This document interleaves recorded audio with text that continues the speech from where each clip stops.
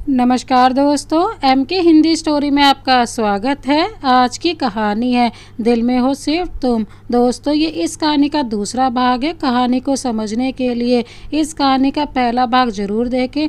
अगर आप हमारे चैनल पर नए हैं तो चैनल को अभी सब्सक्राइब कर बेल आइकन को प्रेस करना ना भूलें। चलिए तो कहानी शुरू करते हैं। देव की बात सुनकर मानसी की माँ रोने लगी। मानसी एक तरफ चुपचाप खड़ी है। संजय से शादी ना होने का कोई गम नहीं है, अफसोस है तो सिर्फ इस बात का कि उसके मम्मी पापा दुखी हैं। बारात न आने की बात अब चारों तरफ फैल चुकी थी। सब लोग दबी जुबान में बातें करने लगे। अरे, मुझे तो ये लड़की मानसी ही सही नहीं लगती। शादी से पहले ही एक जवान लड़का देव घर में रहता था, उसी के साथ घूमती फिरती थी। दूल्हे को पता चल गया होगा इन दोनों के बारे में, तभी तो नहीं आया। लोग आपस में मानसी और देव के बारे में गलत गलत बातें कर रहे थे। मिस्टर कुलकर्णी मिस्टर जोशी को दिलासा देते हुए उनके कंधे पर हाथ रखते हैं। मिस्टर जोशी उनकी तरफ देखकर कहते हैं, हम किसी को मुंह दिखाने लायक नहीं रहे।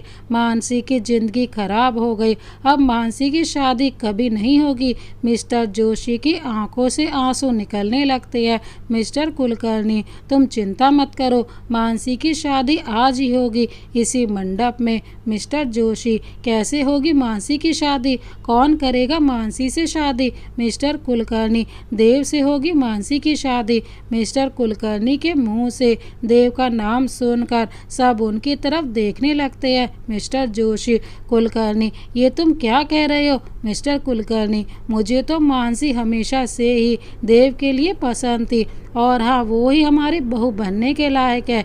मिस्टर जोशी, लेकिन तुम सब तो जानते हो मानसी ने देव से शादी के लिए मना कर दिया था। हमने तो मानसी से पहले कहा था देव से शादी के लिए, लेकिन उसने कहा वो किसी और से प्यार करती है। सरिता जी, देव की माँ, उनकी बात बीच में काटते हुए कहती हैं, भाई साहब, जो कुछ हुआ हमें उससे कोई फर्क नहीं पड़ता है। संजय से शादी करना मानसी का एक गलत फैसला था, और हम बड़ों का बड़प्पन इसी में है कि बच्चों की गलती को नज़रअंदाज कर दे। मैं भी यही चाहती हूँ कि मानसी हमारी बहू बने। मिस्टर जोशी, लेकिन देव? मिस्टर कुलकर्णी, देव कभी भी मेरे फैसले के खिलाफ नहीं जाएगा। मैं देव को समझा दूंगा, मुझे उस पर पूरा भरोसा है। क्यों देव? मिस्टर कुलकर्णी ने देव की तरफ इशारा करते हुए पूछा। देव के दिमाग ने तो मानो काम करना ही बंद कर दिया हो। उसके दिमाग में सैकड़ों विचार एक साथ चल रहे हैं। अपने पापा का विश्वास भी नहीं तोड़ सकता, और प्रिया के साथ किया हुआ शादी का वादा भी नहीं तोड़ सकता।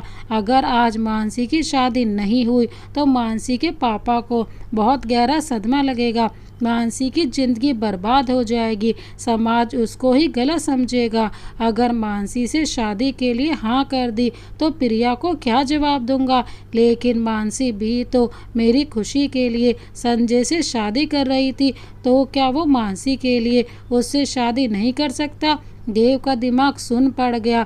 वो कोई भी फैसला नहीं कर पा रहा है।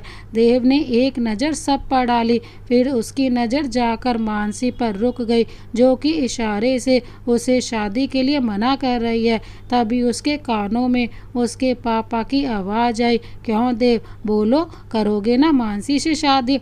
देव के मुंह से एकदम से निकला, जी पापा। मानसी की दोस्ती के लिए देव ने प्रिया की नज़रों में बेवफा बनना बेहतर समझा और मानसी से शादी के लिए हाँ कर दी। मानसी ने मना करना चाहा तो उसकी मम्मी ने धीरे से उसे यह कहकर रोक दिया कि एक बार उसकी मर्जी मानकर देख लिया। अब अगर अपने पापा को सही सलामत देखना चाहती हो तो चुपचाप देव से शादी कर लो। इसके बाद मानसी चाह कर भी कुछ नहीं कह पाए, क्योंकि मानसी के घर वाले अब उसकी कोई बात नहीं सुन रहे थे। मिस्टर जोशी तो हाथ जोड़कर देव के सामने खड़े होकर कहने लगे, तुम नहीं जानते देव, तुमने हम पर कितना बड़ा एहसान किया है। देव ने उनके हाथों को अपने हाथों में थामकर कहा, ऐसा मत कहिए अंकल, मैंने किसी पर कोई एहसान नहीं किया है। प्रिया ये देखकर गुस्से में वहाँ से चली गई। फिर उसी मंडप में देव और मानसी की शादी हो गई। सब कुछ ऐसे हालात में हुआ कि मानसी को कुछ समझ में ही नहीं आ रहा था। जो सपना उसने हमेशा से देखा था वो इस तरह से पूरा हो रहा है कि वो कुछ महसूस ही नहीं कर पा रही है, बल्कि उसे तो देव के लिए बुरा लगा था कि उसकी वजह से आज देव और प्रिया की शादी नहीं हो पाएगी। मानसी अपने घर से विदा होकर देव के घर चली गई। देव के घर में मानसी के स्वागत की कोई तैयारी नहीं थी, इसलिए उन लोगों ने देव और मानसी को एक दिन के लिए होटल में रुकने को कहा, जिससे वो मानसी के स्वागत की तैयारी कर सके। देव ने उन्हें मना भी किया, मगर वो लोग नहीं माने। सबकी जिद के आगे देव को झुकना ही पड़ा। होटल पहुंचकर देव ने मानसी को कमरे की चाबी देते हुए कहा, तुम रूम में चलो, मैं अभी आता हूँ। मानसी ने देव को रोकते हुए कहा, देव कहाँ जा रहे हो? मुझे तुमसे बात करनी है। देव अभी आया, बस 10 मिनट में। देव चला गया और मानसी रूम खोलकर अंदर चली गई। पूरा कमरा महक रहा था और बहुत ही खूबसूरती से सजाया गया था। देव ने होटल से बाहर निकलकर प्रिया को फ़ोन मिलाया, लेकिन प्रिया ने फ़ोन नहीं उठाया। देव ने कई बार फ़ोन किया, मगर प्रिया ने एक बार भी फ़ोन नहीं उठाया। देव जब लगातार फ़ोन करता रहा तो प्रिया ने अपना फ़ोन स्विच ऑफ कर दिया। देव परेशान सा इधर उधर घूमने लगा। वो प्रिया से उससे बात करके माफ़ी मांगना चाहता था, मगर प्रिया उसका फ़ोन ही नहीं उठा रही थी। इन सब बातों के बीच उसे मानसी का भी ख्याल था। मानसी अब उसकी जिम्मेदारी जो कुछ हुआ उसमें मानसी की क्या गलती है? मानसी का ख्याल आते ही देव रूम की तरफ बढ़ गया।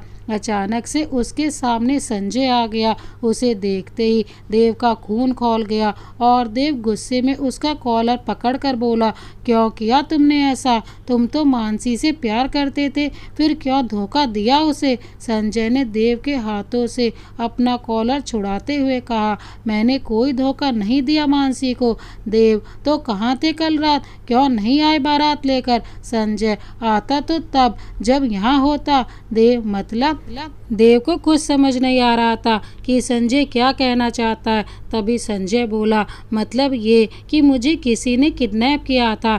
देव, किडनैप? तुम्हें कोई क्यों किडनैप करेगा? संजय, वही जो ये नहीं चाहता कि मेरी और मानसी की शादी हो। देव अवाक सा संजय की बात सुनने लगा और संजय उसको पिछली रात की सारी बातें बताने लगा। संजय, देव, शादी वाले दिन शाम को मेरे पास एक अनजान नंबर से मैसेज आया। उसमें लिखा था कि मैं तुमसे मिलना चाहते हूँ और नीचे मानसी का नाम लिखा था। मुझे लगा शायद मानसी ने किसी दूसरे नंबर से मैसेज करा होगा, कोई ज़रूरी बात होगी, तभी मानसी ने शादी वाले दिन अचानक से बुलाया होगा।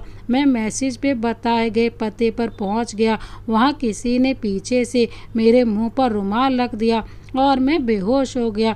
जब मुझको होश आया तो खुद को एक गोदाम में कुर्सी से बंधा हुआ पाया। पूरी रात मैं वहीं बंधा रहा। मन में बस मानसी का ख्याल था कि मानसी मेरा इंतज़ार कर रही होगी। मैं वहां से निकलने के लिए तड़पता रहा, मगर वहां कोई नहीं था जो मेरी मदद करता। काफ़ी देर बाद एक नकाबपोश आया। उसने मुझे दोबारा बेहोश कर दिया। देर रात में बेहोशी की हालत में घर के बाहर मिला। पापा मुझे अंदर लेकर आए और डॉक्टर को बुलाया। डॉक्टर ने मेरा चेकअप करके बताया कि मुझे क्लोरोफॉर्म सुंघाकर बेहोश किया गया था। सुबह मुझे होश आया। मुझे पता ही नहीं चला कि इतना समय बीत गया है। मैं तो शादी के लिए तैयार होने लगा, तब पापा ने बताया कि मैं कल शाम से लापता था और अब तो सुबह हो गई है। शादी का समय निकल चुका है। संजय ने एक नज़र देव के चेहरे की तरफ देखा, जो बड़े गौर से उसकी बात सुन रहा था, और फिर से बोलना शुरू किया। मैं तुरंत मानसी से मिलने के लिए उठा तो मम्मी ने मुझे रोक लिया और तुम्हारे साथ हुई सारी बात बताई। मुझे उन पर बहुत गुस्सा आया और मैंने उनसे साफ साफ कह दिया कि अगर मानसी को नहीं अपना सकती तो मुझे भी भूल जाइए, और आखिरकार उन्हें मानना ही पड़ा। मैं तुरंत मानसी से मिलने चल पड़ा। पूरे रास्ते मेरे दिमाग में मानसी का ही ख्याल था कि क्या बीत रही होगी उस पर, क्या सोच रही होगी वो मेरे बारे में। जैसे ही मैं मानसी के घर पहुंचा, मैंने मानसी को तुम्हारे साथ गठबंधन में देखा। तुम दोनों गाड़ी में बैठ रहे थे। मुझे कुछ समझ में नहीं आया कि ये सब क्या है। फिर मुझे पड़ोसियों से सारी बात पता चली कि मानसी और तुम्हारी शादी हो गई है। मुझे तो तब भी यकीन नहीं हो रहा था कि तुम ऐसा कैसे कर सकते हो, लेकिन सच सामने था। बस तब से तुमसे बात करने का मौका ढूंढ रहा था और तुम्हारा पीछा करते हुए मैं यहाँ तक आ गया। संजय ने जैसे ही अपनी बात खत्म की, देव ने तुरंत उससे पूछा, वो कौन था जिसने तुम्हें किडनैप किया? संजय, पता नहीं, उसके बाद से वो नंबर बंद आ रहा है। लेकिन तुमने मानसी से शादी क्यों की? देव, तुम्हारे घर वालों ने तो मानसी को मनहूस कहकर शादी से मना कर दिया था। हमारे समाज में ऐसी लड़की की शादी होना बहुत मुश्किल होता है, इसलिए मुझे मजबूरी में मानसी से शादी करनी पड़ी। संजय, देव, मैं मानसी से बहुत प्यार करता हूँ। मैं उसके बिना नहीं रह सकता। मैं मर जाऊँगा। देव, देव, संजय, संभालो अपने आप को। हम सब हालात के मारे हैं। मैं भी तो प्रिया से दूर हो गया हूँ। संजय, एक रास्ता है जिससे सब कुछ ठीक हो जाएगा। देव, बहुत देर हो चुकी है संजय, अब कुछ भी ठीक नहीं होगा। अब सब कुछ बिगड़ चुका है। संजय, तुम मानसी को तलाक दे दो। देव, तुम पागल हो गए हो क्या? कुछ भी बोल रहे हो। संजय, देव, यही एक रास्ता है सब कुछ ठीक करने का। तुम मानसी को तलाक दे दो, उसके बाद मैं मानसी से शादी कर लूँगा और तुम प्रिया से शादी कर लेना। देव का दिमाग तो सुन्न हो गया था, उसके समझ में कुछ भी नहीं आ रहा था। देव, संजय, जो तुम कह रहे हो वो इतना आसान नहीं है। क्या जवाब दूंगा मैं अपने और मानसी के घर वालों को? संजय, देव, कब तक तुम सबके बारे में सोचते रहोगे? क्या मानसी तुम्हारे साथ खुश रहेगी? मानसी मुझे चाहने लगी है, मुझसे शादी होने वाली थी उसकी। संजय की बात सुनकर देव सोच में पड़ जाता है कि शायद संजय सही कह रहा है और वो संजय की बात मान लेता है। संजय, तुम जल्दी से किसी वकील से बात कर लो। देव, लेकिन उससे पहले एक और काम करना है। संजय, वो क्या? देव, पहले ये पता लगाना होगा कि तुम्हारे साथ ऐसा किसने किया। चलो पुलिस स्टेशन चलते हैं, पहले तुम्हारे साथ जो हुआ उसकी रिपोर्ट लिखवाने। संजय, नहीं देव, मुझे अब कुछ नहीं जानना, मुझे बस मानसी चाहिए। देव, लेकिन संजय, प्लीज़ देव। देव, ठीक है। संजय, देव, तुम्हारा रूम कौन सा है? देव, रूम नंबर 10। ओके कहकर संजय देव के रूम की तरफ बढ़ गया। देव ने संजय का हाथ पकड़कर रोकते हुए कहा, कहाँ जा रहे हो? वहाँ मानसी है। संजय, पता है, इसीलिए तो जा रहा हूँ। देव, ओह, उसको मनाने? संजय, देव, तुम बिल्कुल भोले हो। अरे भाई, मेरी शादी होने वाली थी मानसी के साथ। शादी भले ही ना हुई हो, सुहाग रात तो मना ही सकता हूँ। संजय मुस्कुराते हुए रूम की तरफ बढ़ गया। देव ने संजय का हाथ पकड़कर रोकते हुए कहा कि शादी होने वाली थी, अभी हुई नहीं है। शादी हुई नहीं तो क्या हुआ, हो भी जाएगी, कहकर संजय दोबारा मानसी के कमरे की तरफ बढ़ गया। देव दोबारा संजय का हाथ पकड़कर रोकते हुए कहता है, नहीं संजय, शादी से पहले ये सब नहीं, मानसी मेरी जिम्मेदारी है। संजय, तो ये बात है, शादी तो तुम्हारी हुई है मानसी के साथ, लगता है तुम्हारे भी अरमान जाग गए हैं। देव, तुमने मुझे इतना घटिया आदमी समझा है? मानसी दोस्त है मेरी, मैं उसके बारे में ऐसा सोच भी नहीं सकता हूँ। संजय, रिलैक्स यार, मैं बस मजाक कर रहा था, तुम इतना क्यों रिएक्ट कर रहे हो? देव, मुझे इस तरह का मजाक बिल्कुल पसंद नहीं है। मैंने तुम्हें मानसी के पास जाने से इसलिए रोका क्योंकि इस मामले में मैं कुछ पुराने ख्यालात का लड़का हूँ। मुझे शादी से पहले इस तरह का कोई रिश्ता पसंद नहीं है और जहाँ तक मैं मानसी को जानता हूँ, इस मामले में उसकी सोच भी मेरी ही तरह होगी। मानसी मेरे पास तुम्हारी अमानत की तरह रहेगी।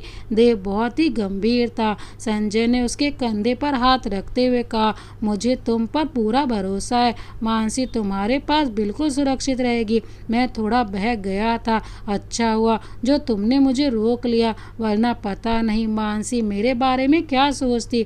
वैसे एक बात तो है, तुम दोनों एक दूसरे को बहुत अच्छी तरह से जानते हो। इतना तो मैं भी नहीं समझता मानसी को जितना तुम समझते हो। देव, वो इसलिए क्योंकि तुम कभी उसके दोस्त बनकर नहीं सोचते हो, तुमने हमेशा उसका प्रेमी बनना चाहा। संजय, तुम तो बड़े दार्शनिक निकले। देव, ऐसा कुछ नहीं है। संजय देव से यह कहकर चला जाता है कि वो मानसी को सब बता दे।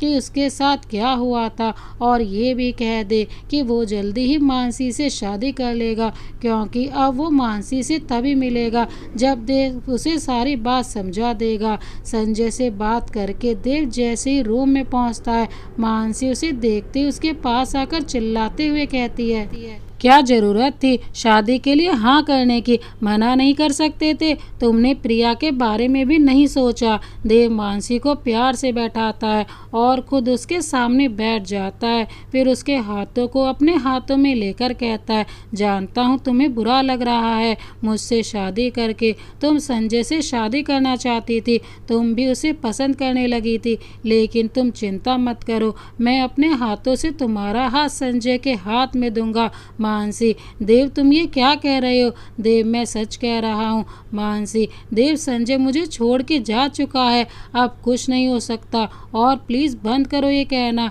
कि तुम मेरा हाथ संजय के हाथ में दोगे, थक गई हूँ मैं ये सुनते सुनते। देव मानसी, तुम्हें नहीं पता संजय के साथ क्या हुआ था। देव मानसी को सारी बात बताता है, जो बातें संजय ने उसे बताई थी। मानसी, देव अब बहुत देर हो चुकी है, अब कुछ नहीं हो सकता, देव सब ठीक हो जाएगा, मैं सब ठीक कर दूंगा। मानसी, लेकिन कैसे? देव मैं तुम्हें तलाक दे दूंगा। मानसी अवाक सी देव को देखने लगी। देव के मुंह से तलाक शब्द सुनते ही उसके दिल में अजीब सा होने लगा। किस्मत भी पता नहीं कौन सा खेल खेल रही है मानसी के साथ, जिसको चाहा उसको खुद ही किसी और को सौंप दिया। बड़ी मुश्किल से खुद को समझाया था कि खुद किस्मत ने उसके साथ ही जोड़ दिया, और फिर किस्मत उसे दूर ले जा रही है।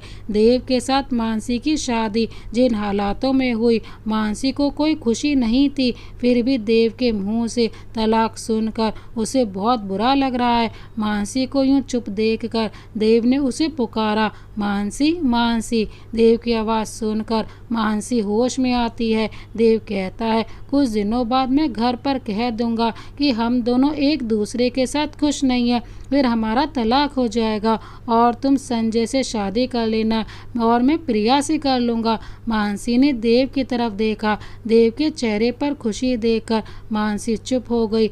एक बार फिर देव के चेहरे पर खुशी देखकर मानसी सब कुछ भूल गई। देव ने मानसी की तरफ देखकर कहा, मानसी मुझे तो बहुत भूख लगी है, ऐसा करते हैं पहले कुछ खाने को मंगा लेते हैं, क्या खाओगी? मानसी, मुझे भूख नहीं है। देव, ऐसे कैसे भूख नहीं है, तुमने कल से कुछ नहीं खाया है, तुम चेंज कर लो, तब तक मैं खाना ऑर्डर कर देता हूँ। कुछ देर पहले तक देव के चेहरे पर जो उदासी थी वो अब खुशी का रूप ले चुकी है। मानसी चेंज करते के आती है, तब तक देव भी चेंज कर चुका होता है। कुछ ही देर में खाना आ जाता है और दोनों बैठकर खाना खाने लगते हैं। मानसी, देव तुमने प्रिया से बात की? देव, नहीं तो, मेरा फ़ोन नहीं उठा रही है। मानसी, मैं ट्राई करती हूँ। देव, कोई फ़ायदा नहीं है, उसका फ़ोन बंद आ रहा है। मानसी, अब तुम क्या करोगे? देव, उससे मिलकर उसे सब समझा दूंगा। I hope she will understand. Mansi, sorry Dev, मेरी वजह से ये सब हो गया।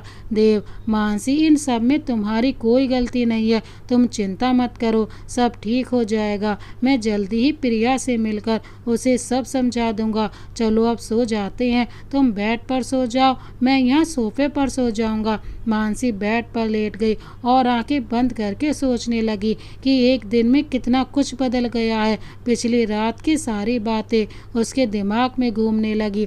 फिर उसके सामने वो पल आ गया जब देव ने उसकी मांग में सिंदूर भरा था। सहसा ही मानसी का हाथ अपनी मांग पर चला गया। जब से प्यार को समझा है, मानसी ने सिर्फ देव को ही चाहा है और उसे ही भगवान से मांगा, और भगवान ने उसकी सुन भी ली, तभी तो आज उसकी मांग में देव के नाम का सिंदूर है। फिर अगले ही पल उसे देव की बात याद आ गई। मानसी, मैं तुम्हें तलाक दे दूंगा। मानसी अपनी सोच से बाहर आती है, आंखें खोलकर देखती है तो सामने सोफे पर देव आराम से सो रहा होता है। शायद थकान की वजह से या फिर प्रिया को दोबारा पाने की उम्मीद में उसके चेहरे पर सुकून की नींद है। मानसी उसे निहारते हुए सोचने लगी, देव तुम मेरे नहीं हो सकते, लेकिन मैंने अपने आप को तुम्हें जन्म जन्मांतर दफ्तर के लिए सौंप दिया है। संजय से शादी तो मैं मजबूरी में कर रही थी, लेकिन अब मेरी कोई मजबूरी नहीं है। तुमसे तलाक होने के बाद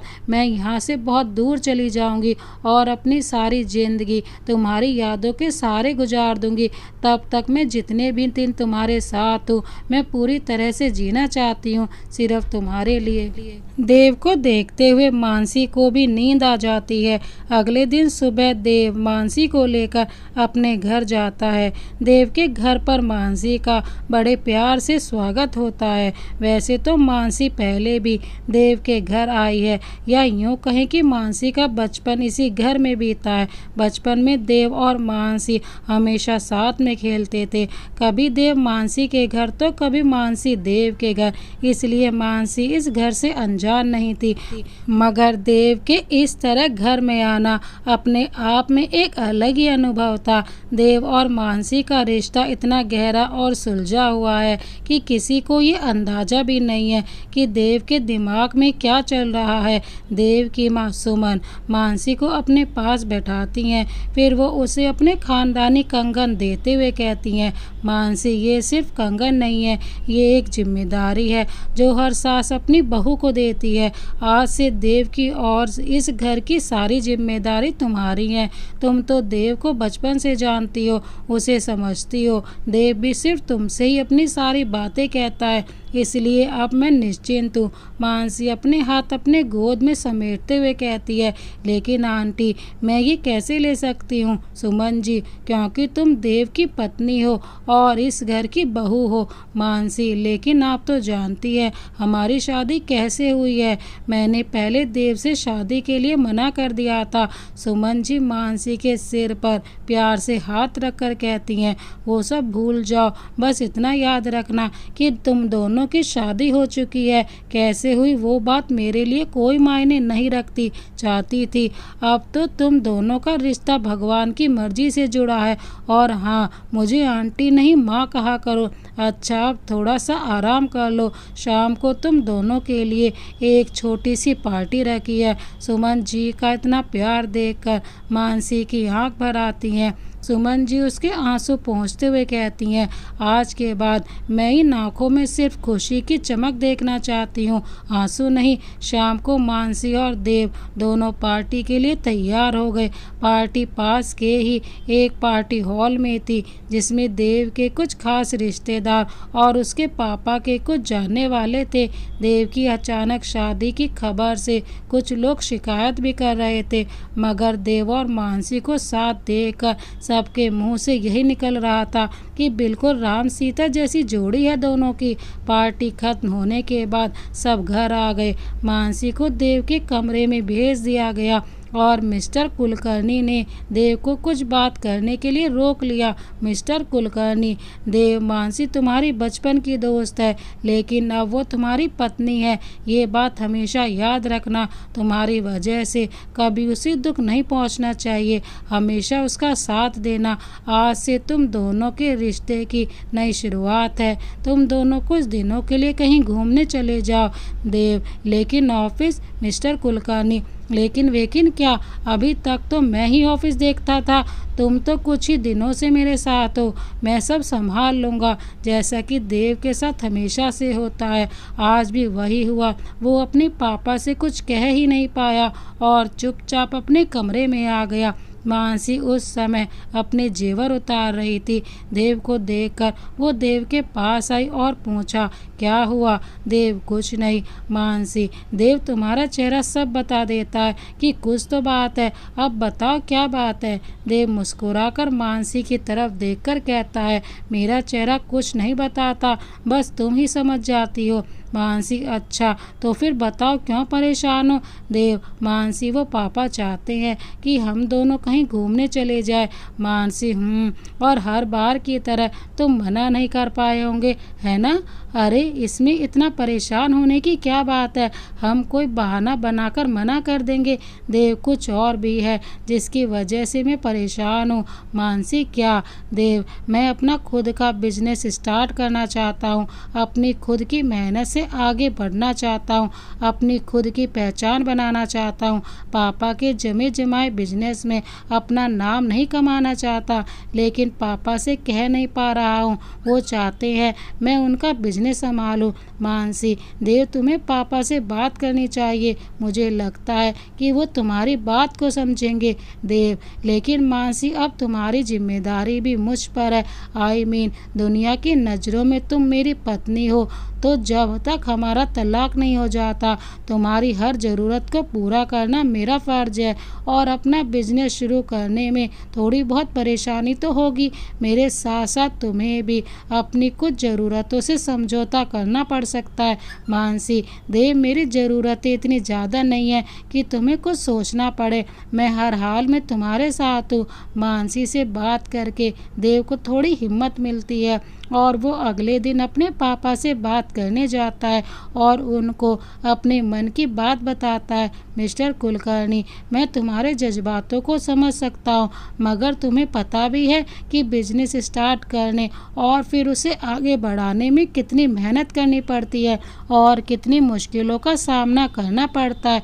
अभी 2 दिन पहले तुम्हारी शादी हुई है, कुछ दिन तो सुकून से रहो। और मानसी, उसके भी तो कुछ अरमान होंगे। मैं बस देव को आगे बढ़ते हुए देखना चाहती हूँ और देव की खुशी में ही मेरी खुशी है।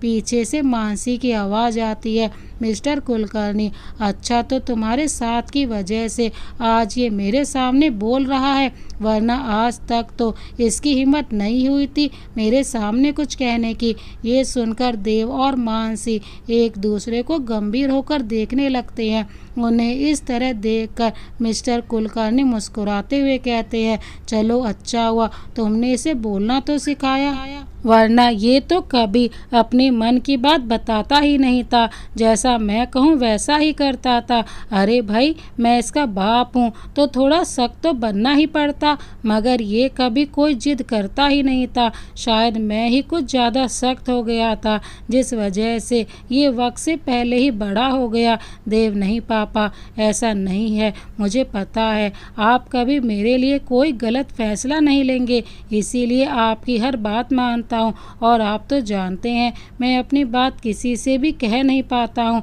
मिस्टर कुलकर्णी, मानसी से तो बड़ी जल्दी कह देते हो। देव, पता नहीं ये कैसे समझ जाती है कि मेरे मन में कोई बात है, फिर जब तक मैं बता नहीं देता मेरी जान खाती रहती है। ये सुनकर मानसी देव को देखकर मुंह बना लेती है और देव हमेशा की तरह सिर्फ मुस्कुरा देता है। दोनों को ये ध्यान ही नहीं रहता कि वो दोनों मिस्टर कुलकर्णी के सामने खड़े हैं। आज से पहले देव ने कभी मिस्टर कुलकर्णी से इतनी बात नहीं की थी। मिस्टर कुलकर्णी, तो फिर मेरा फैसला ये है कि मेरा बिजनेस तुम ही संभालोगे। ये सुनकर देव और मानसी उदास होकर एक दूसरे को देखने लगते हैं। मिस्टर कुलकर्णी आगे कहते हैं, मैं चाहता हूँ कि तुम इतने बड़े बिजनेसमैन बनो कि मेरे बिजनेस को टेक ओवर कर लो। तब तक मैं अपना बिजनेस संभालता हूँ और तुम अपना शुरू करो। देखते हैं कि तुम अपने बाप को बिजनेस में पीछे छोड़ पाते हो या नहीं। और याद रखना, मैं तुम्हें कोई छूट नहीं देने वाला हूँ। ये सुनकर देव खुश हो जाता है और अपने पापा के पैर छूने के लिए जैसे ही झुकता है वो उसे गले लगा लेते हैं। देव की आंखें नम हो जाती हैं। फिर मिस्टर कुलकर्णी का चेक देव की तरफ बढ़ाते हुए कहते हैं कि लोन समझकर रख लो, बाद में वापस कर देना। देव मानसी की तरफ देखता है तो वो इशारे से चेक लेने को कहती है। देव चेक ले लेता है। मिस्टर कुलकर्णी मानसी को अपने पास बुलाते हैं और उसके सर पर हाथ रखकर कहते हैं, तुमने साबित कर दिया कि तुम देव के लिए बिल्कुल सही जीवन साथी हो। बस ऐसे ही एक दूसरे का साथ देते रहना। 2 दिन के बाद देव मानसी को पग फेरे के लिए उसके घर ले जाता है। मानसी के पापा देव को देखकर बहुत खुश हो जाते हैं, लेकिन मानसी से बात भी नहीं करते हैं। कुछ देर बाद देव मानसी को वहीं छोड़कर अपने और मानसी के लिए फ्लैट देखने चला जाता है, क्योंकि देव ने अपना बिजनेस वहीं से शुरू करने का सोचा है, जिससे वो प्रिया से भी मिलता रहे। मिस्टर जोशी देव से वहीं उनके साथ रहने को कहते हैं, मगर वो यह कहकर मना कर देता है कि पहले की बात कुछ और थी, लेकिन अब अच्छा नहीं लगता। देव के जाने के बाद मानसी अपने पापा के पास जाती है, लेकिन वो उससे बात नहीं करते। मानसी के पापा अभी भी मानसी से बहुत नाराज़ थे। मानसी रुआसी होकर मिस्टर जोशी से कहती है, पापा आप अब भी मुझसे नाराज़ हैं। मिस्टर जोशी, तुम्हारी जिद की वजह से हम तुम्हारी शादी उस संजय से कराने को तैयार हो गए थे। देख लिया तुमने अपनी जिद का नतीजा, हमारी कितनी बदनामी हुई। अगर देव तुमसे शादी नहीं करता तो हम कहीं मुंह दिखाने के लायक नहीं रहते। एक बात कान खोल कर सुन लो, तुम्हारा रिश्ता देव के साथ जोड़ना हमारे साथ साथ भगवान की भी मर्जी है, और अगर तुमने इस रिश्ते को तोड़ने के बारे में सोचा भी तो भूल जाना कि तुम्हारा कोई मायका भी है। मिस्टर जोशी अपनी बात कहकर चले जाते हैं और मानसी वहीं खड़ी सोचने लगती है कि तलाक के बाद क्या होगा। मानसी के घर से निकलकर देव सीधा प्रिया के पास जाता है। थोड़ी सी ही कोशिश के बाद वो प्रिया को मनाने में कामयाब हो जाता है। देव प्रिया से कहता है कि वो जल्दी ही अपना बिजनेस शुरू कर लेगा और फिर मानसी को तलाक दे देगा। प्रिया, अपना अलग बिजनेस क्यों? तुम्हारे पापा का तो खुद का इतना बड़ा बिजनेस है, उसे ही क्यों नहीं संभालते? देव, नहीं प्रिया, मैं खुद के दम पर कुछ करना चाहता हूँ। प्रिया, फिर उस करोड़ों की प्रॉपर्टी का क्या होगा? देव, वो पापा का कमाया हुआ पैसा है, मेरा नहीं। प्रिया, पागल हो तुम? खुद का इतना अच्छा बिजनेस होते हुए भी धक्के खाने को तैयार बैठे हो। पता है तुम्हें कितना मुश्किल होगा। देव, मैं मैनेज कर लूँगा। प्रिया, लेकिन मैं नहीं करूँगी जब तक तुम्हारा बिजनेस सेट नहीं हो जाता। मुझसे शादी के बारे में सोचना भी मत। देव प्रिया के बदले हुए व्यवहार से स्तंभ रह गया था। उसे समझ नहीं आ रहा था कि प्रिया क्या कह रही है। प्रिया तो कहकर चली गई और देव भी बुझे हुए मन से घर आ गया। देव को ऐसे उदास देखकर मानसी ने उसकी उदासी का कारण पूछा तो देव ने प्रिया के साथ हुई सारी बात बता दी।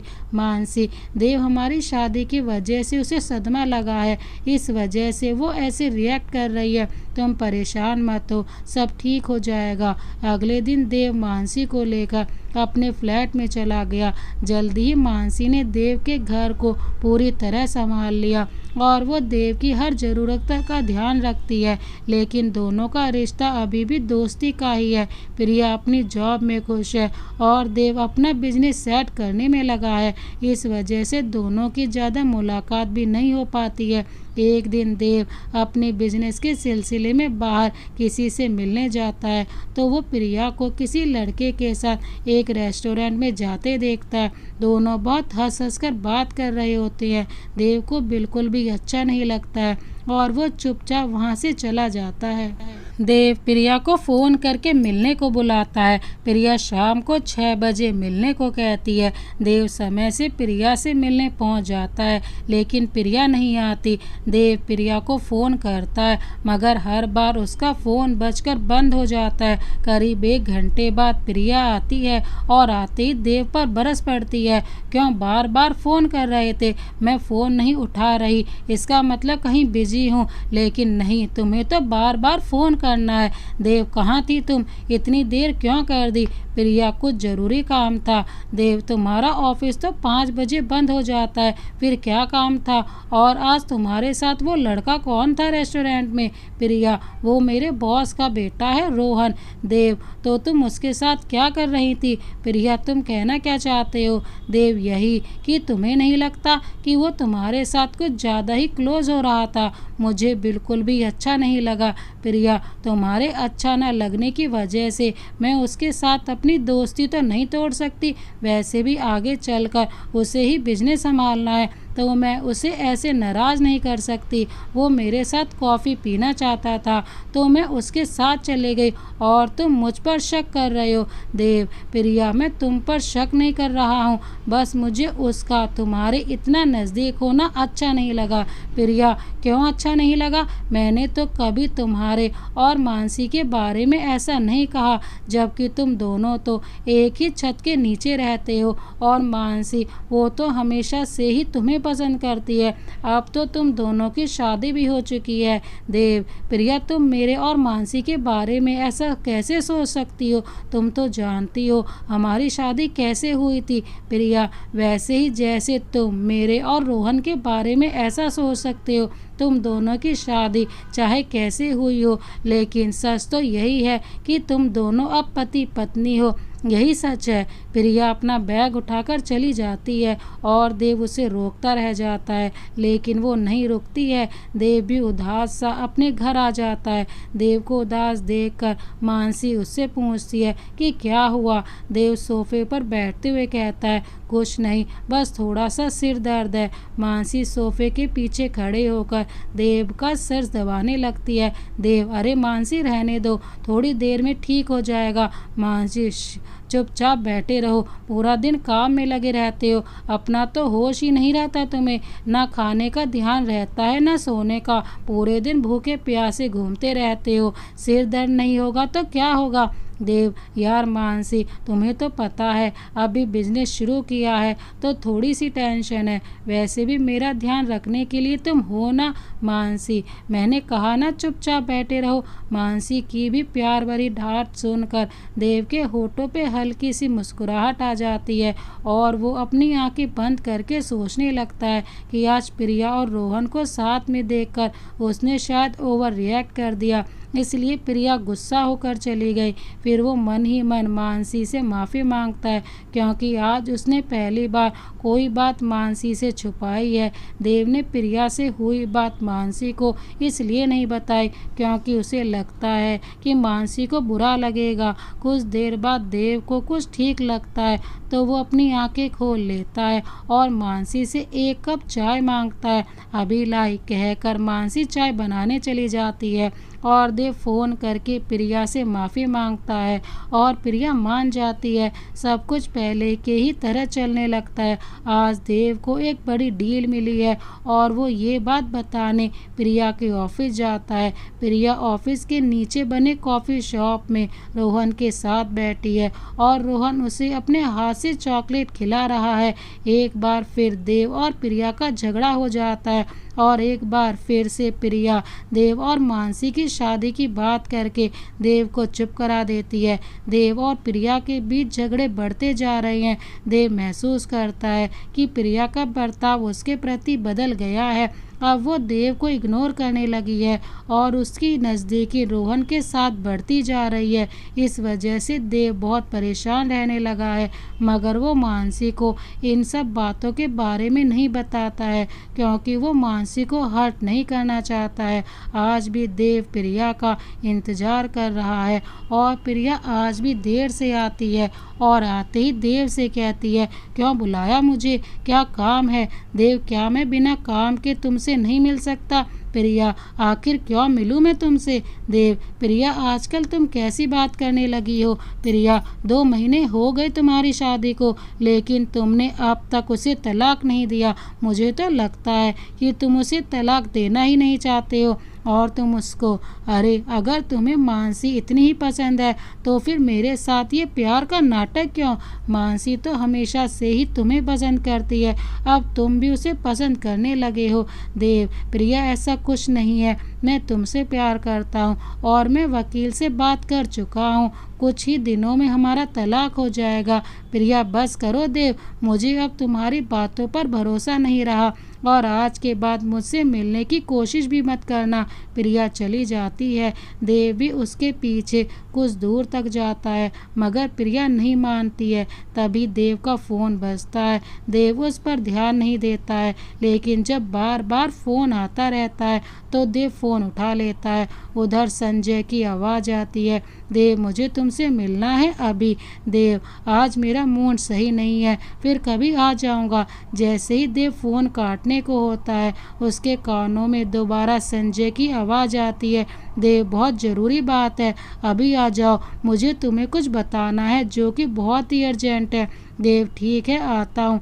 लगभग 15 मिनट बाद देव संजय के पास पहुँचता है। संजय बेसब्री से देव का इंतजार कर रहा था। देव को देखते ही तुरंत देव के पास आ जाता है और उसके कंधे पर हाथ रखकर उसे कुर्सी की तरफ ले जाते हुए कहता है, देव आओ, मैं कब से तुम्हारा इंतजार कर रहा था। देव, आखिर ऐसी क्या बात है जिसके लिए तुमने मुझे इस तरह अचानक बुलाया। संजय सब बताता हूँ, पहले बैठो तो सही। देव बैठ जाता है। उसके सामने संजय भी बैठ जाता है। संजय, तुम तो जानते हो जिस दिन मेरी और मानसी की शादी थी उस दिन किसी ने मुझे किडनैप कर लिया था। देव, हाँ, तुम्ही ने तो बताया था। संजय, देव, और तुम्हें पता है कि वो किडनैप किसने कराया था। देव, संजय, पहेलियां मत बुझाओ, सीधे तरह बताओ कि बात क्या है। संजय, मेरा किडनैप मानसी ने कराया था। देव, पागल हो गए हो तुम, कुछ भी बकवास कर रहे हो। तुम्हें पता भी है तुम क्या कह रहे हो। संजय, मुझे पता था तुम्हें यकीन नहीं होगा, लेकिन मेरे पास इस बात का सबूत भी है और ये रहा इस बात का सबूत। संजय एक आदमी को पकड़कर देव के सामने लाता है और कहता है, बता सब सच। वो आदमी बताता है कि मानसी ने उसे पैसे दिए थे संजय को किडनैप करवाने के लिए। देव, लेकिन क्या सबूत है इस बात का कि ये आदमी सच बोल रहा है। संजय एक फोटो देव के सामने रख देता है जिसमें मानसी उस आदमी के साथ बात करते हुए दिख रही थी। देव पहले से ही प्रिया को लेकर परेशान था। उसके दिमाग ने काम करना बंद कर दिया था।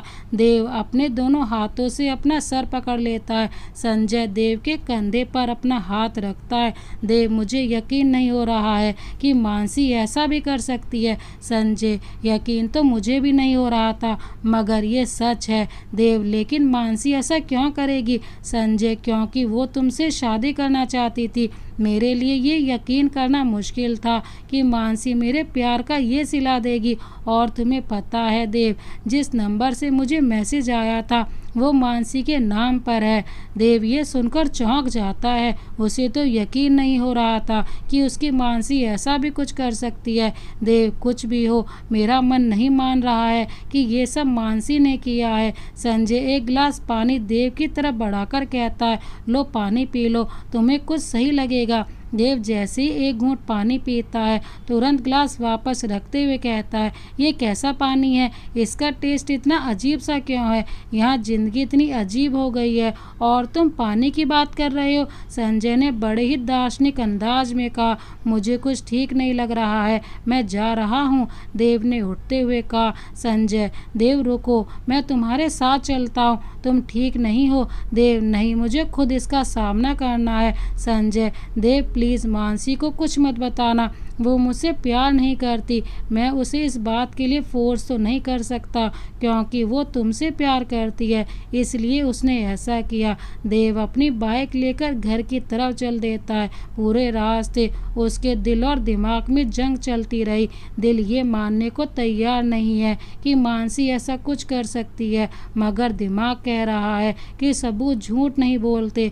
घर पहुँचते पहुँचते दिमाग जीत चुका था और दिल हार गया था। देव ने बाइक खड़ी की और घर के अंदर जाने लगा। सर दर्द से फटा जा रहा है, पैर भी साथ नहीं दे रहे हैं, जैसे कोई बोतलों शराब पीकर चल रहा है। आंखें बिल्कुल लाल है। मानसी देव का इंतजार कर रही थी। उसकी बाइक की आवाज़ सुनते ही गेट खोलती है। देव को इस हाल में देखकर परेशान हो जाती है और उसका हाथ पकड़कर अंदर ले जाने लगती है। देव अपना हाथ छुड़ा लेता है। मानसी, देव तुमने शराब पी है। देव कुछ जवाब नहीं देता है। मानसी अपनी नाक देव के मुंह के पास लाकर सूंघते हुए कहती है, लेकिन तुम्हारे मुंह से तो कोई स्मेल नहीं आ रही है। फिर अपना हाथ देव के माथे पर रखकर पूछती है, क्या हुआ, तुम्हारी तबीयत तो ठीक है, प्रिया से झगड़ा हुआ क्या। देव मानसी का हाथ झटक देता है। मानसी देव के बर्ताव से हैरान है, फिर कुछ सोचते हुए कहती है, अच्छा तुम पहले आराम से बैठो, मैं तुम्हारे लिए चाय लाती हूँ। मानसी जैसे ही जाने के लिए पलटती है, पीछे से देव की आवाज़ आती है, तुम मुझसे प्यार करती हो। मानसी एकदम से पलटकर पूछती है, ये कैसा सवाल है। देव चिल्लाते हुए कहता है, जो पूछा है उसका जवाब दो। देव की आंखों में गुस्सा साफ दिखाई दे रहा है। मानसी डर के चुपचाप खड़ी रहती है। देव दोबारा चिल्लाता है, हाँ या ना? मानसी धीरे से कहती है। हाँ, लेकिन मानसी के आगे बोलने से पहले ही देव मानसी के गाल पर एक थप्पड़ मारता है। थप्पड़ इतना जोर से पड़ता है कि मानसी के सर एक तरफ झुक जाता है और देव की उंगलियों के निशान मानसी के गाल पर छप जाते हैं। मानसी अपना हाथ अपने गाल पर रख लेती है। मानसी के आंखों में आंसू आ जाते हैं। देव, इतना बड़ा खेल खेला मेरे साथ। मानसी, देव मेरी पूरी बात तो सुन लो।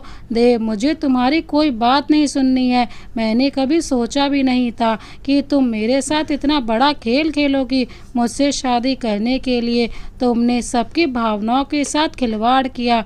प्रिया हमेशा कहती थी कि तुम मुझसे प्यार करती हो, मगर मैंने कभी उसकी बात नहीं मानी।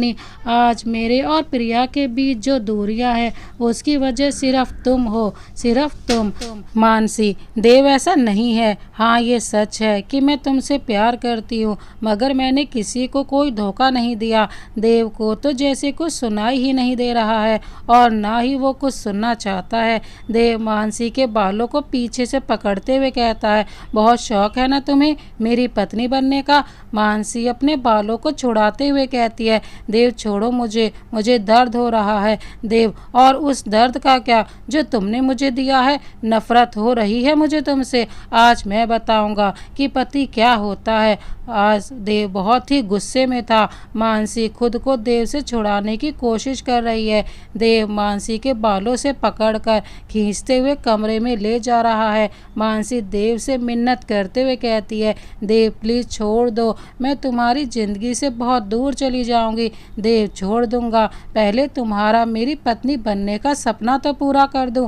अगले दिन सुबह देव की आंख देर से खुली। सिर में अभी भी बहुत दर्द है। कल रात क्या हुआ उसे कुछ भी याद नहीं है। याद है तो सिर्फ इतना कि मानसी का धोखा।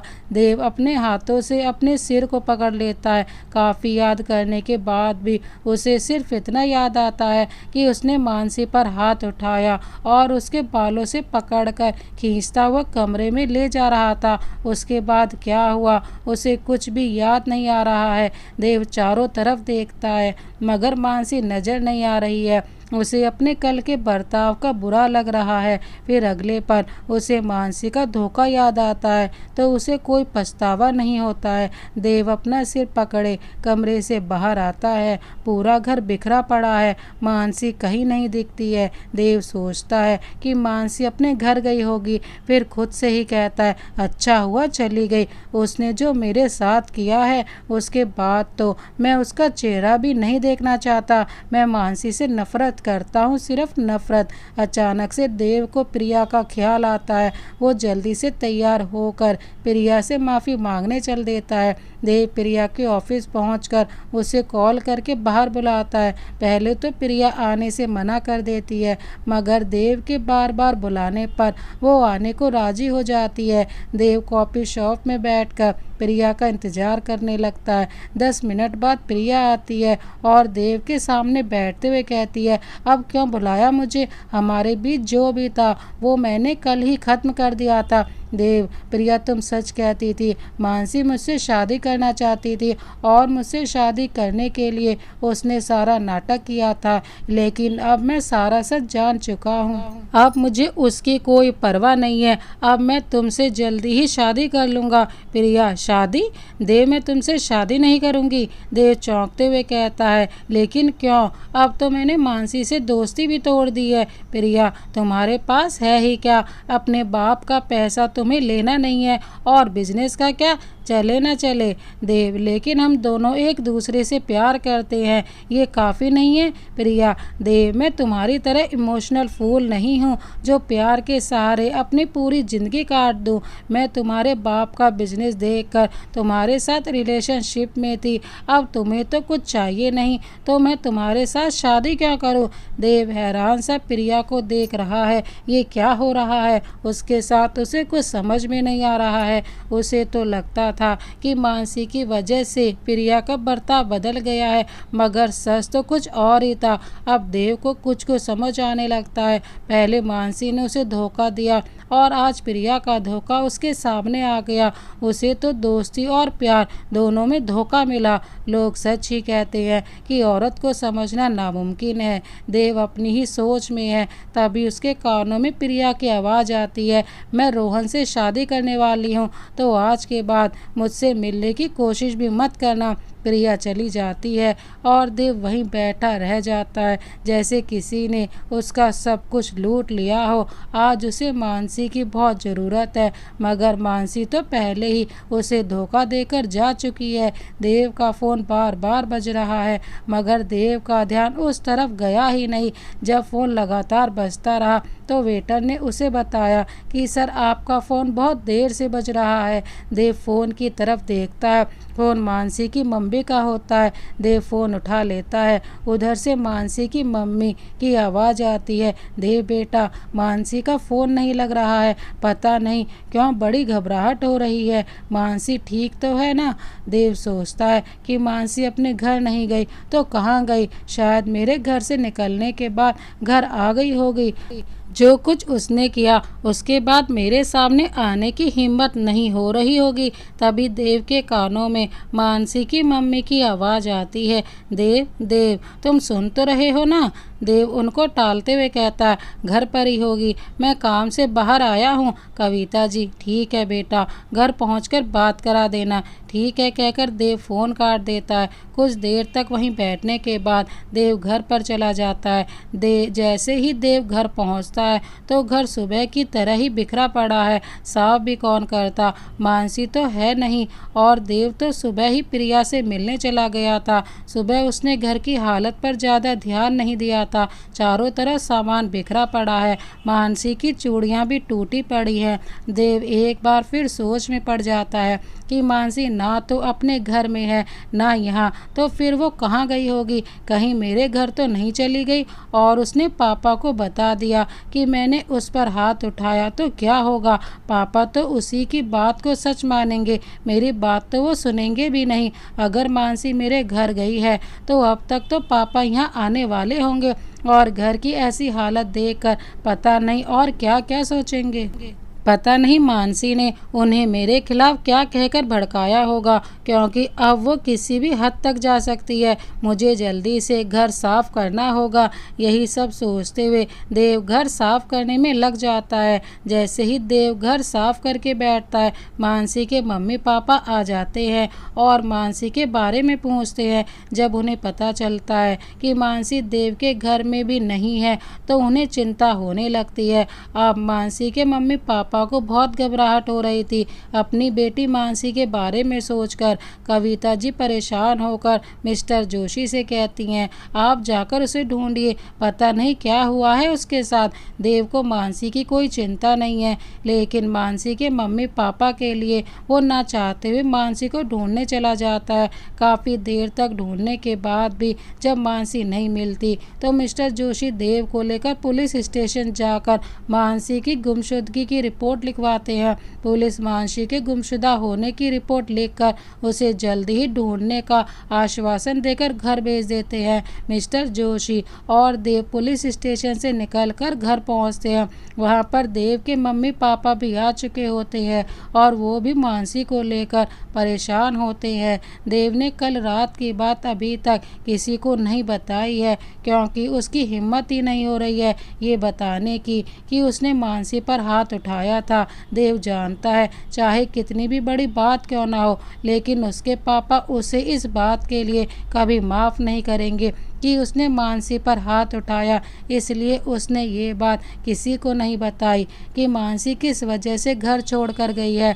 इन सब बातों के बीच देव को प्रिया का बिल्कुल भी ख्याल नहीं आया है और ना ही मानसी के साथ किए हुए व्यवहार का अफसोस है। हाँ, लेकिन मानसी ने उसे धोखा दिया है, ये बात उसे अंदर ही अंदर तोड़ रही है। इसी वजह से देव बिल्कुल गुमसुम सा हो गया है, ना तो किसी से बात करता है और ना ही कुछ खाता पीता है।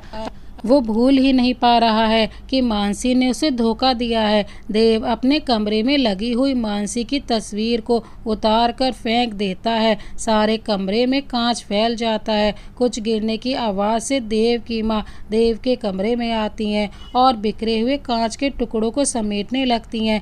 देव वहीं एक तरफ घुटनों के पल जमीन में बैठा है। टूटे हुए हर कांच के टुकड़े में देव का चेहरा दिखाई दे रहा है। देव बिना उनकी तरफ देखे ही कहता है, क्या समेट रही हो माँ? ये कांच नहीं है, मैं हूँ। मैं भी इस कांच की तरह बिखराया हूँ। अब तुम चाहे कितना भी समेट लो, मैं कभी नहीं जुड़ूंगा। बिल्कुल इस कांच की तरह कोई ना कोई टुकड़ा छूट ही जाएगा। देव की आंखें आंसुओं से नम थी। देव की माँ देव की हालत देखकर रोने लगती है और देव अभी भी एकटक फर्श को ही देख रहा है। एक दिन और बीत गया, लेकिन मानसी का कुछ पता नहीं चला।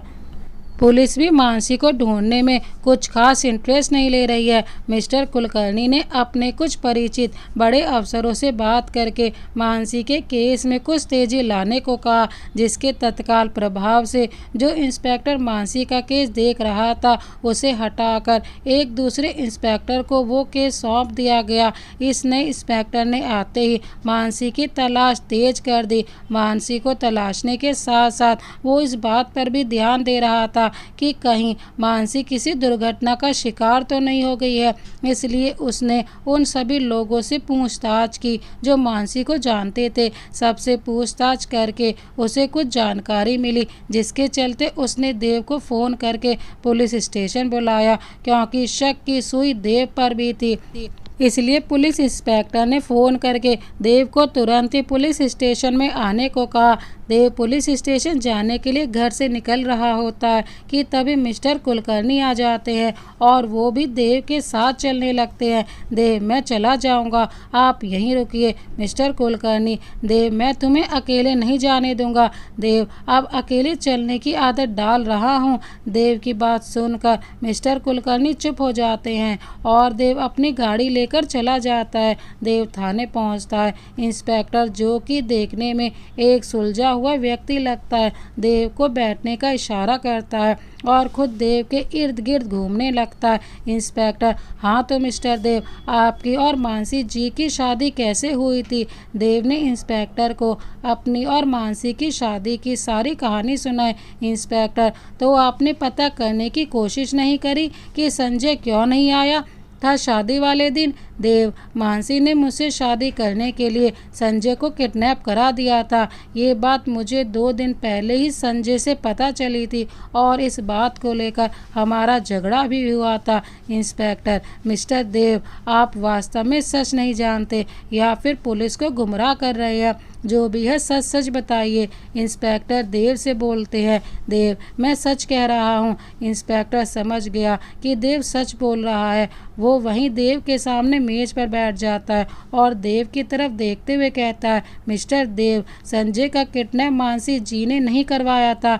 देव सवालिया निगाहों से इंस्पेक्टर की तरफ देखता है। इंस्पेक्टर, संजय ने खुद अपना किडनैप करवाया था। इंस्पेक्टर, संजय मानसी जी से शादी नहीं करना चाहता था, इसलिए उसने ये सब नाटक किया। मानसी जी के केस की इन्वेस्टिगेशन के दौरान हमने संजय से भी पूछताछ की तो ये बात हमारे सामने आई। ये सुनकर तो देव को ऐसा लगा जैसे उसके दिल की धड़कन ही रुक गई हो। संजय की बातों में आकर उसने क्या कर दिया? मानसी पर भरोसा नहीं किया और उस पर हाथ तक उठा दिया और पता नहीं क्या क्या किया। उसे तो कुछ याद भी नहीं है। देव अपना सर अपने हाथ पर टिका लेता है।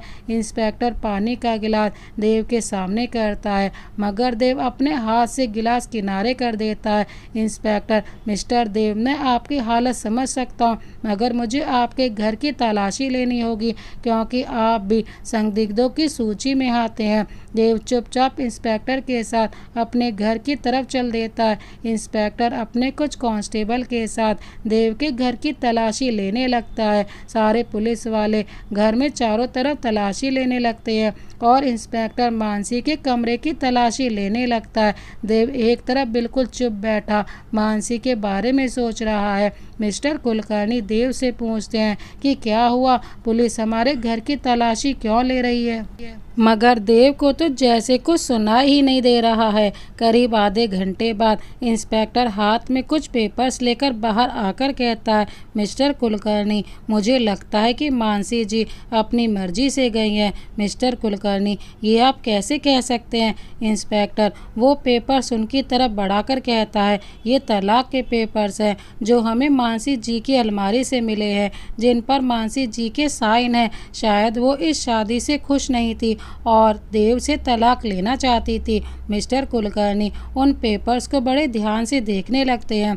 इंस्पेक्टर, मानसी जी को गए हुए 3 दिन हो गए हैं। हमने सारे हॉस्पिटल में भी चेक कर लिया है। उनके साथ कोई दुर्घटना हुई होती तो अब तक पता चल जाता। वो अपनी मर्जी से सबसे दूर गई हैं। अगर आप लोगों को अभी भी लगता है कि उनके साथ कुछ गलत हुआ है तो हम अपनी जांच पड़ताल जारी रखेंगे, नहीं तो अब हम ये केस बंद कर रहे हैं। लेकिन याद रखिएगा, अगर ये केस ज़्यादा लंबा चला तो बदनामी आप लोगों की होगी, क्योंकि आपके बेटे और मानसी जी की शादी जिन हालातों में हुई और उससे पहले की उनकी ज़िंदगी सब कुछ सामने आ जाएगा। मैं आपको ये सब इसलिए बता रहा हूँ क्योंकि आप एक सम्मानित बिजनेसमैन हैं और डीएसपी साहब के साथ आपके अच्छे संबंध है। देव अभी भी चुप बैठा है। मिस्टर कुलकर्णी तलाक के पेपर्स बड़े गौर से देखते हैं। उनकी नज़र मानसी के साइन पर जाती है। वो इंस्पेक्टर से कहते हैं, हमें ये केस आगे नहीं बढ़ाना है।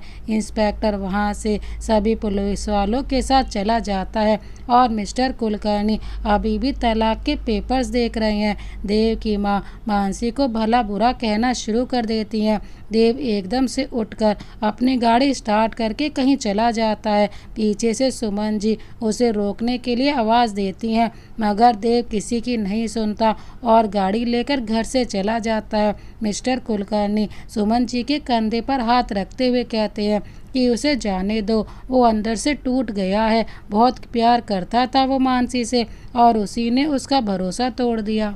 सुमन जी परेशान होकर कहती हैं, वो अपने साथ कुछ कहीं गलत ना कर ले। मिस्टर कुलकर्णी, ऐसा कुछ नहीं होगा, बस उसे थोड़ा सा समय दो, वो इससे बाहर निकल आएगा। देव गाड़ी लेकर सीधा संजय के घर पहुंचता है। संजय आराम से अपने कमरे में बैठा होता है। उसे देखते ही देव उसका कॉलर पकड़ कर दांत पीसते हुए कहता है, क्यों किया तूने ऐसा? तू तो मानसी से प्यार करता था। संजय देव के हाथ से अपना कॉलर छुड़ाते हुए कहता है, तो तुम्हें सच पता चल ही गया? कोई प्यार व्यार नहीं करता था मैं उससे। मैं तो सिर्फ उससे बदला लेना चाहता था उस थप्पड़ का जो उसने मुझे सबके सामने मारा था। मैं सिर्फ एक मौके की तलाश में था और मुझे वो मौका मिला भी जब मानसी मुझसे शादी करने को तैयार हो गई। मैंने तभी सोच लिया था कि मैं शादी वाले दिन पहुंचूंगा ही नहीं, जिससे मानसी की बहुत बदनामी होगी और वो समाज में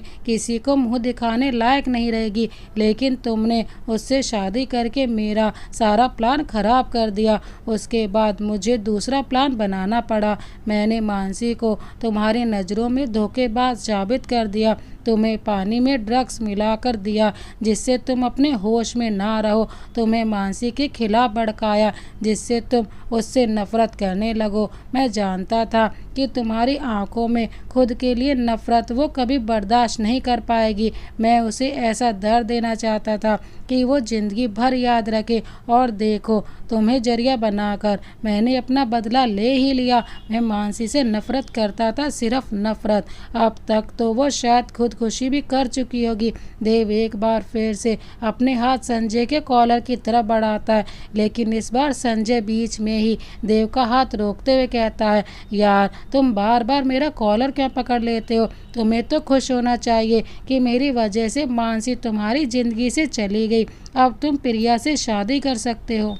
इनफैक्ट तुम्हें तो मुझे थैंक्स बोलना चाहिए। देव कमीने, अपना बदला लेने के लिए तूने इतनी गिरी हुई हरकत की। आज तेरी वजह से मेरी मानसी मुझसे दूर चली गई। मेरी मानसी? संजय ने व्यंग्यात्मक लहजे में कहा, आज वो तेरी मानसी हो गई? पहले तो प्रिया के नाम की माला जपता रहता था और आज मेरी मानसी? मानसी मेरी वजह से नहीं, खुद तेरी वजह से तुझसे दूर गई है। ये कहते हुए संजय की आवाज़ थोड़ी तेज थी। तूने खुद मानसी पर भरोसा नहीं किया और मैंने सिर्फ उसी का फ़ायदा उठाया। वो तुझे पागलों की तरह चाहती थी और ये बात सबको नज़र आती थी सिवाय तेरे। अरे वो तुझे इतना चाहती थी कि तेरी खुशी के लिए मुझसे भी शादी करने को तैयार हो गई थी। बेवकूफ़ कहीं की।